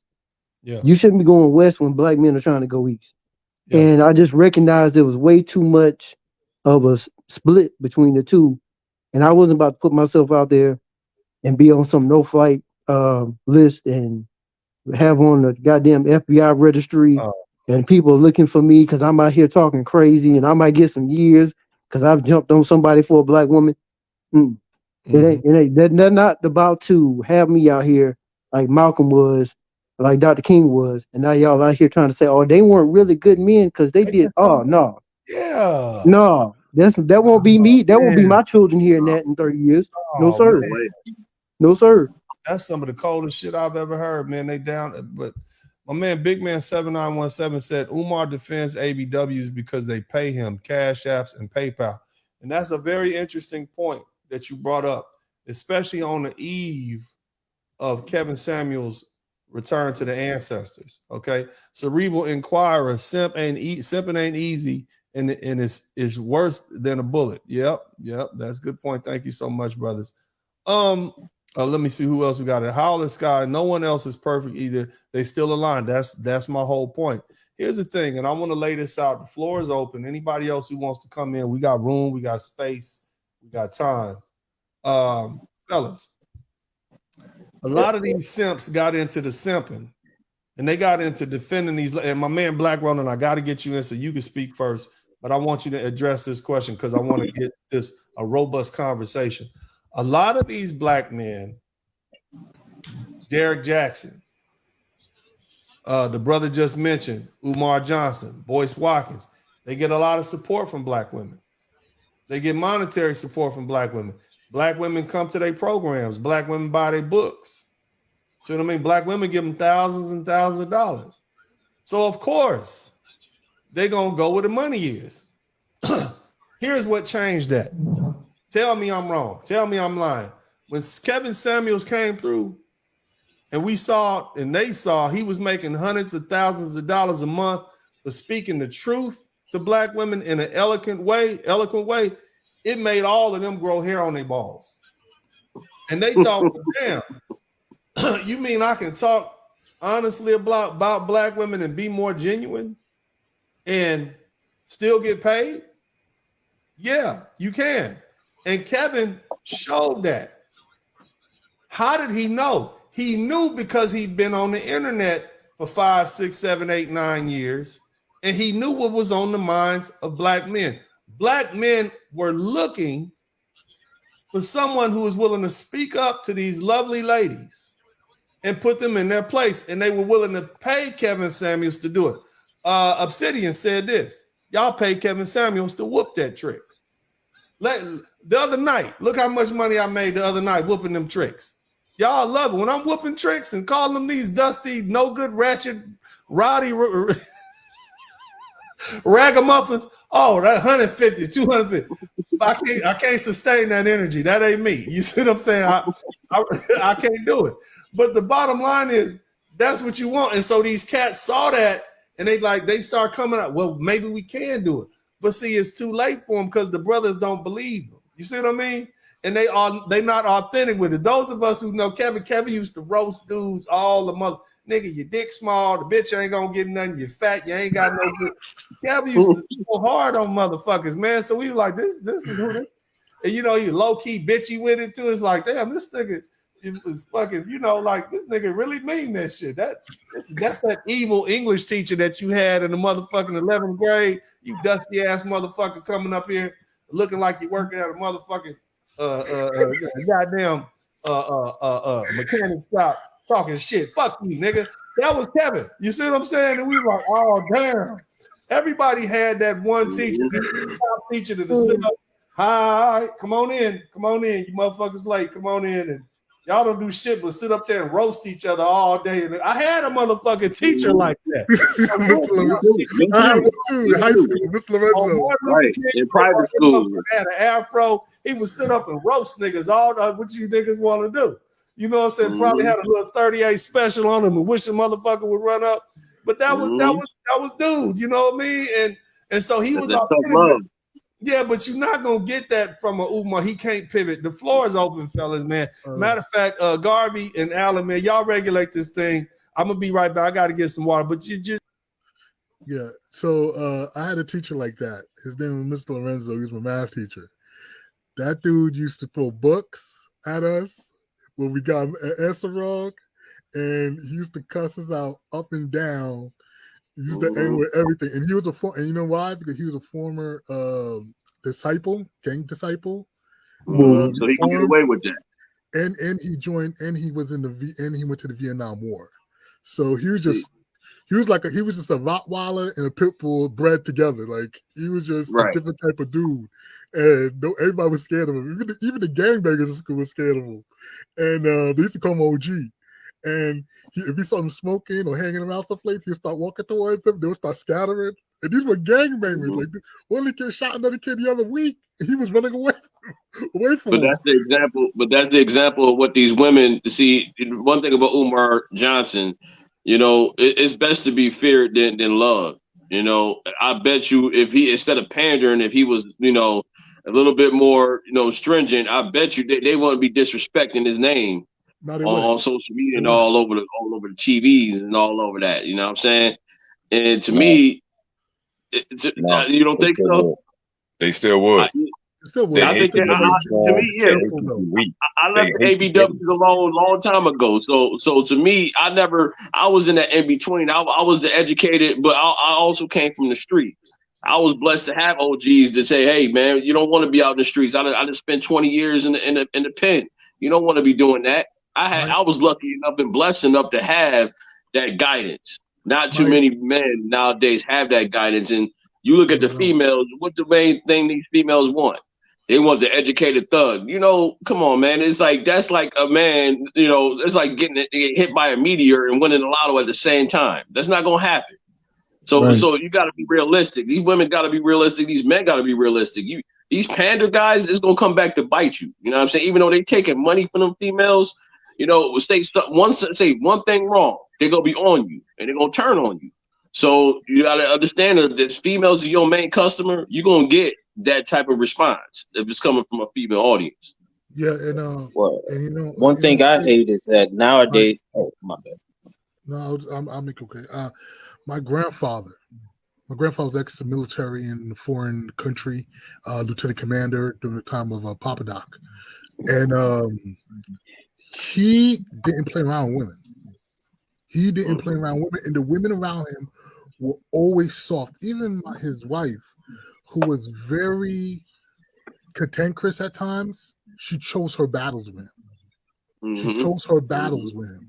And she would make jokes on the side, behind his back, whatever, but she never said jokes to his face. That's something I know growing up. She would say stuff to me, but never directly to his face.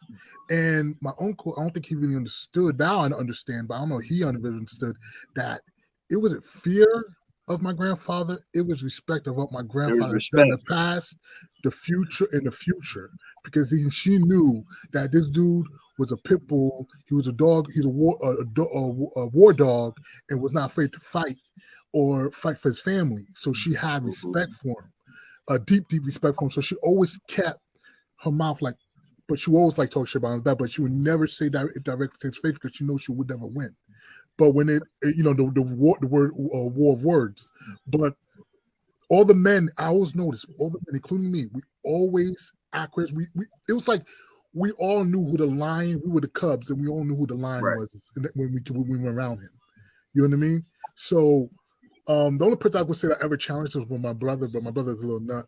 But outside of that, I just know what a real man is because of that man. And when I look at Umar and I see how he bends the knee, I'm just not raised around that. When men like that, I never seen men bend, like even my dad. And my dad was a player. My dad was a player. He used to use the Haitian language just to, get all the African American women, like, bang them and stuff. And he used his accent. That was his in game. He was his sexy accent. You know what I mean? But but he was never like bend the knee. He was never a panda bear. He was always like. But at the end of the day, this is showing that simping don't work. The females don't respect simps. You know what I'm saying? You put some sugar in their ear, of course they're gonna listen to you. They might throw you a few bones, give you some cash or whatever, get that bag. But at the end of the day, man, you slip up, they're gonna be on you. Like Uncle D said, they're gonna be the ops. So if they acting like ops, gonna treat you like ops, I think you should, take accordingly what's going to happen. That's all I'm saying. It's better to be a hard man, one of morals and principle, one that takes the moral high ground, one that don't deal with the bullshit. Because when they know exactly where the fuck you coming from, they have no choice but to respect it. Ain't no flexing, ain't no flexion, ain't none of that. None of that. My wife now knows I am how I am, and I'm not changing. This I don't bend. I ain't bending no knees. What was like the Wizard of Oz, the Tin Man.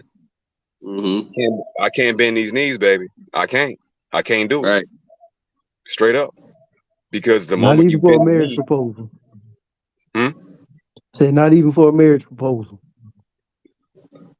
You want to do this or not? Right. I'm gonna sit mine on my lap. Hey.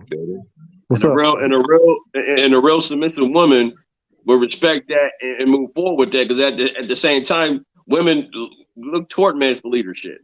So you know what I'm saying, you can't go to a pander bear in a tent for leadership. They're going. It's like blind leading the blind. You know what I'm saying? So at the end of the day, like I said before, this is chicken coming home to roost, man. Like they're going to understand, and I think they're going to be speaking another tone, some new tones in the future. Hopefully, Umar Johnson learned his lesson. Well, they're trying to use that the love language, the words of affirmation. It's time out for words of affirmation, man. Y'all been doing that for about 30 years, and this is what you got after all them words of affirmation. Queen, goddess, original woman. You call her everything under the sun. White women have never had that many titles given to them from white men. They're like what's old girl off of Game of Thrones, Daenerys? All those names she had. Y'all gave black women 30 different damn names, and here you are. And see, I want to add on to that. So here's the thing, Brother Garvin, you hit another very important point. That works with people who are functional, who aren't toxic. That does not work with people who are toxic and dysfunctional. Look, y'all been the ghetto shit. You know why you got to yell at badass ghetto kids?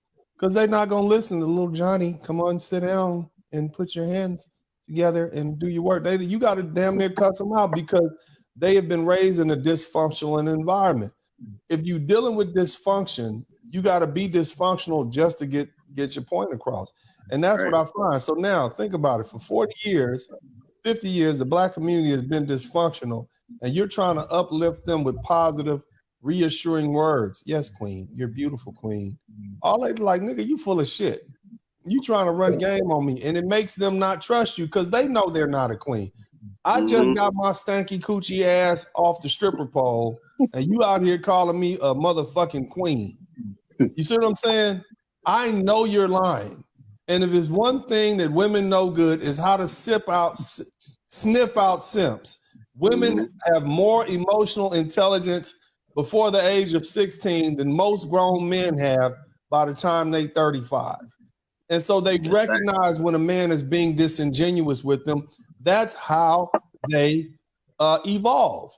If a woman just believed everything any clown said to her, it'd be, baby, you think the out of wedlock birth rate is bad now? It'd be horrible. This is how they're wired, to sift through your bullshit. And so when you constantly compliment these women, and I think it's coming from a good place, Mr. Garvey. I think I appreciate them trying to uplift the sisters like that. But let's uplift the good ones. You know what I'm saying? Let's uplift the ones who are positive, who are staying out of trouble, who are not raised in hell. All these bitches ain't queens. You see what I'm saying? Some of these hoes is just hoes, and we just got to give them the label that they're supposed to have. And let's reserve the good, the titles for the good women, the ones who are chaste, the one who stay married, the one who stay down, the one who raise their kids, keep their kids clean, who don't disrespect their man, who respect their fathers, respect their mothers. Let's reserve the queen title and all that positivity for them. Because otherwise, what are you doing? You just throwing your jewels to swine. That's my thing. Travel. Go ahead, brother. No, I was going to say travel dice to Uncle D is Moses. I appreciate your work, fellas. We have to get these guys out these girls' comments and DMs. Their behaviors are men and fault. Man, you can't save everybody, baby.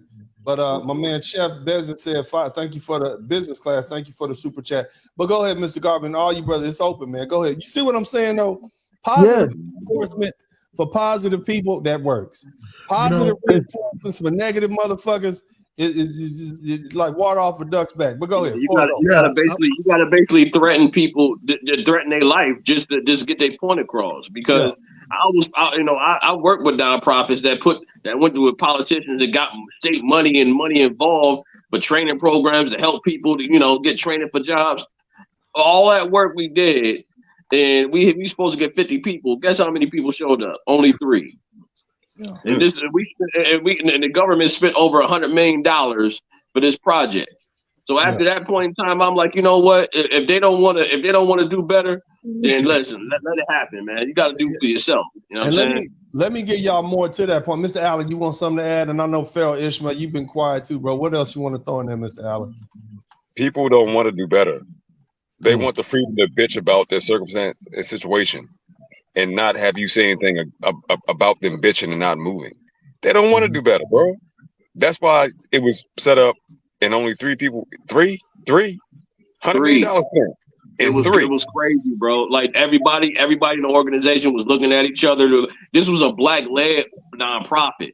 So, and the guy who ran the organization, he was like a former Black Panther. So this was a big movement, a big, something that, okay, you want something, here you go. Because, if you talk to politics, they don't want to do things for black folk.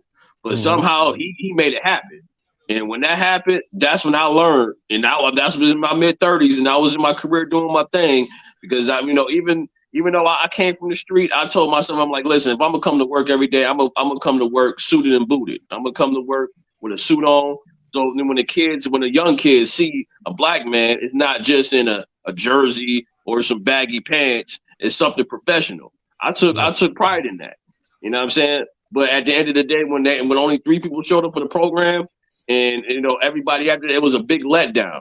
But now, with the newer generation, they're starting to pick it up because the program it's still going on, but more people is coming on. So that was even though it was a big letdown, the program now is going strong now. So, but you got to say some people don't want to do better, and it's kind of sad. I think it's something mentally. It's something mentally, something upstairs that with some black folk they don't really want to take that baton and go run with it.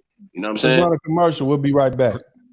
Prism has come to me with something. So everybody please listen. She's going to be talking at length, but this is extremely important, I feel. So with that said, Prism, you have the floor. Hey everybody. I don't know if everybody's aware of what's going on in YouTube. Are you aware? If you are aware of the situation with the attorney, can you please put a 1 in the chat, please?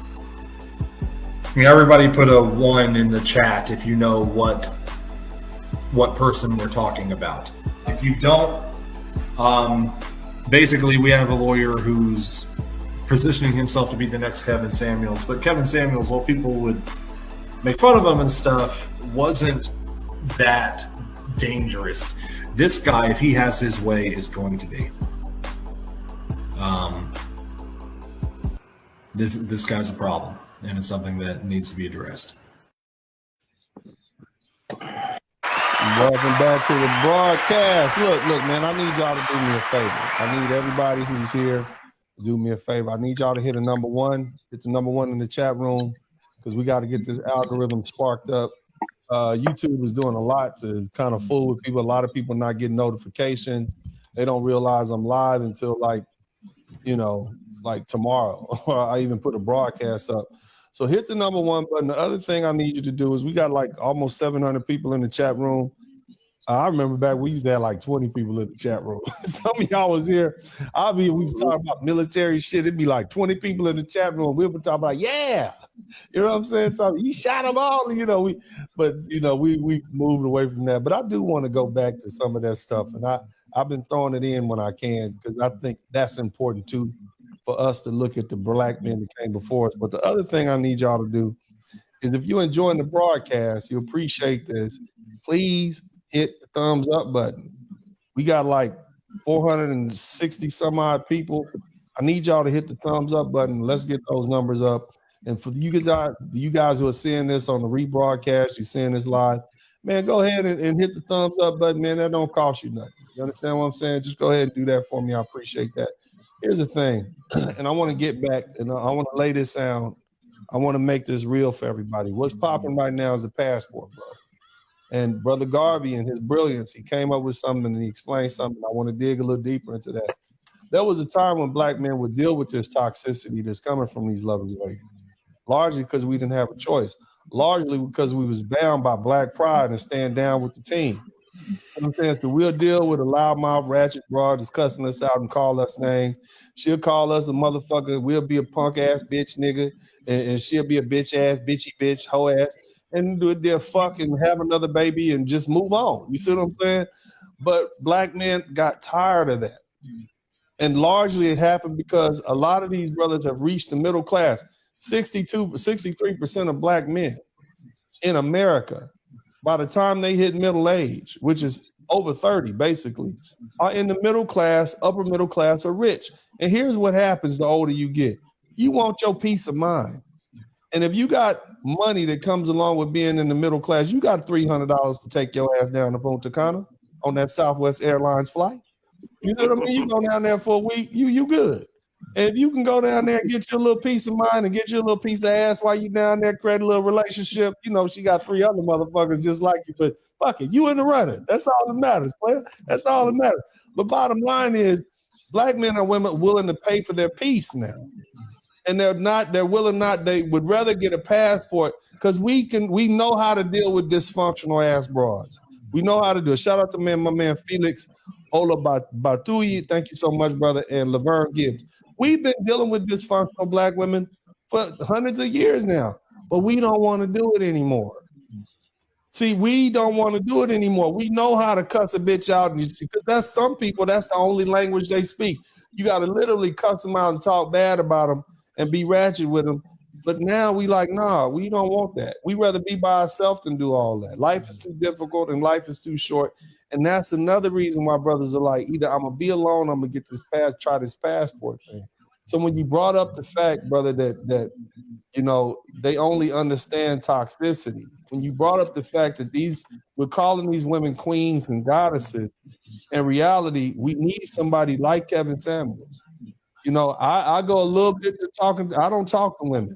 You see what I'm saying? But it goes to show that Dr. Umar Johnson, Watkins, and I want to talk about him a little bit before we finish up.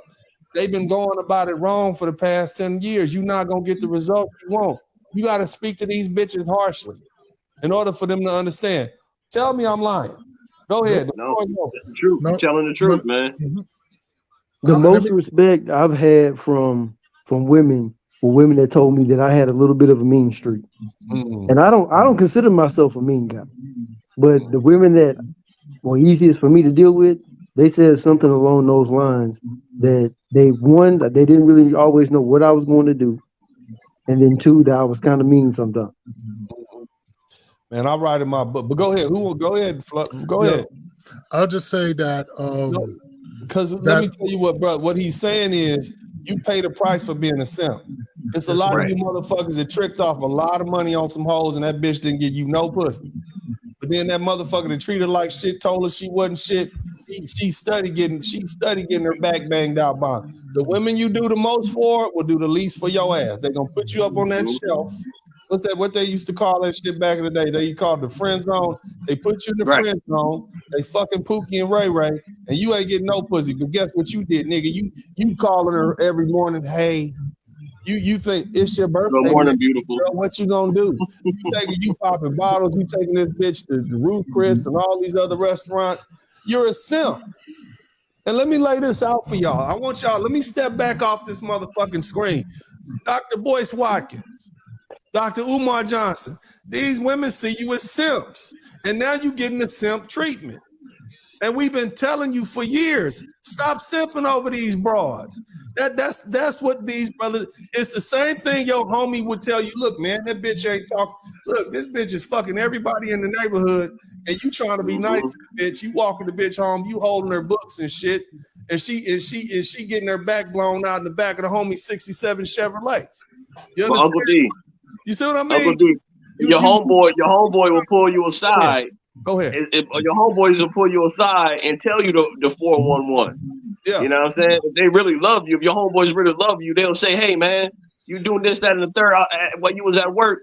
You know what I mean? She was at the club, I mean, she was at the corner bar. Yes. You know what I'm saying? So the problem with the talented 10th, the problem with these brothers with a lot of these degrees, they think they know every motherfucking thing. They think they better than y'all. You see what I'm saying? They think that they're better than the average black man. You see what I'm saying? See, I never thought that. I always knew shit. Motherfucker been on the street. He know that's the nigga you want to talk to, because that nigga know what's really going on. You want to not get shot? Go hang out with the taxi driver who used to be in them streets. He can get you through any part of the town in any country that you in, and you'll be straight. You see what I mean? But you the PhD is not gonna necessarily know that, and so it's a respect thing. See, when you as a black man start thinking you know better than the collective of black men who have all your experiences, that's where you fuck up. So what are we dealing with? We're dealing with the arrogance of the talented 10th, which is why the regular man don't listen to him. Which is why when people like me come by, they want to talk down on me because they want me to play that role. I'm not fucking with you smart niggas. I'm gonna fuck with these niggas out here in these streets that know how to throw hands and know how to deal with this shit. You see what I mean? Our African brothers who come over from these other countries thinking they know more than us. They get a wake up. They get that Negro wake up call. It's a lot of motherfucking Nigerians in prison right now. It's a lot of second and third generation Haitians and Jamaicans doing time right motherfucking now because we told y'all. You see what I'm saying? You thought you didn't know. They told you not to talk to us, but you should have been talking to us because this is how this shit go. But anyway, man, go ahead, brothers. Wrap it up. And let's get this. Shout out to my girl, Joan J. Where my girl, Joan J. from the Philippines? It's like 11 o'clock over there in the daytime. But anyway, man, the floor is open, fellas. For a lot of your brothers, man. For a lot of the PhDs, here's a reality check for you. Most women, not all, but like 94% of them, their lives are raging fucking dumpster fires. Ooh. And they know it. So when you come through, hey, queen, they like, you fake motherfucker, but I'm going to use you, though. I'm going to use you. I'm going to use you. I'm going to suck up your resources. You can't stop this fuckery. They've been going through this fuckery since children. So it's been fucked up since then. You know how you grew up, or maybe even if you don't. Maybe you were privileged. These bitches' lives are fucked up. And then you come through with all that sweet simp talk, you know what I'm saying, baby girl, you know, in the mother of 10 and 12 worlds, and you are the sun, the moon, and the stars, and all this ours. Shut the fuck up. That shit don't work on these raggedy. I can walk up to a bar right now, gas station. Not even 14 hours ago. Walk up to a bar. Oh, you got a deep voice. Yeah, I do. You like that? Oh, I'm gonna show you what I like. I know how to talk to these bitches. I bet you will. But my wife in the car. Bro, cold thing about it, that big girl, the last thing she said on that little clip, if y'all listen to it, and I don't want to overplay. Go to O'Shea Duke Jackson page, you can see. The last thing she said was, he say all that woofity whoop black power shit, and he really just doing it trying to get pussy. That's just what she said, bro. Is she saying the same thing we've been saying? Dog, they see you as disingenuous, and you done turned your back on your brothers. So let this be a lesson. I want you guys to hear me out. Let this be a lesson for all you black men. You got to support your brothers. This is where your fight should be. And the women that want to side with us, the good women to say, hey, I'm going to go side with the black men. I'm going to side with my sons. I'm going to side with my fathers. I'm going to side with my uncles. I'm going to side with my brothers, my husband. Those are the women that we protect. The women that come all the way over here and say, nah, we're going to stand behind these black men over here. We're not going to keep assassinating your character. But see, here's the problem. If you got black men who are out there attacking other black men on some simp shit, trying to get coochie coupons from these lovely ladies, they off code, and we need to start checking them. And we need to use Umar Johnson as an example. They done had the man flirting with a tranny on the internet. I mean, they y'all remember that shit? They got every bitch coming out, the motherfucking educated stripper or whatever her name is, fucked up his whole school funding situation. Took him years to get it done. You got this big wide back bitch who played motherfucking nose guard for the hefty hoes, talking about he was trying to make me part of his hair. You understand? Look, he Somebody got. write that down. They don't see them. I'm just saying, this is the simps. This is the life and death of the simp. Learn your lessons, fellas. Ain't nothing over there for you. Simping behind these bras. Brother Garvey, who always talks about how deep he was in the conscious community, is telling you, hey, you need to deprogram, you need to short wire that Queen Mother Goddess simp chip, because it ain't gonna lead you nowhere. You see what I mean? Stand with your brothers. Stand with your brothers. Y'all type that in the chat room. Black men, stand with your brothers. That is your best bet for survival. You understand? Back to back, back to back. We got each other's back. And don't be disrespecting other black men in public. I get it. Shit happens. There's gonna be some blow-ups every now and then. Some motherfuckers just need to be addressed. I get it. But generally speaking, we should not be just categorically downing black men, all these niggas. We shouldn't do that, because we are talking about us. You see what I'm saying? Now, before we leave, Dr. Boyce Watkins, let's get a forecast. It looks like he's trying to make the pivot that he shouldn't be making, Mr. Garvey. Let's give a forecast of what the fuck's gonna happen to him if he keep trying to put these lovely ladies in their place after years of simping. Go ahead and give it to me. I mean, boys, he might be able to, but his problem is still on this side. Okay. Like, I mean, if anybody has seen the pictures of Boyce Watkins, the video of him getting engaged. Hold on. There's a video. If you know, you know. There's a video of his proposal to his wife. All I'm gonna say is, him and Steve Harvey can't tell me a goddamn thing about women. I don't want to hear nothing Boyce Watkins has to say about women at all.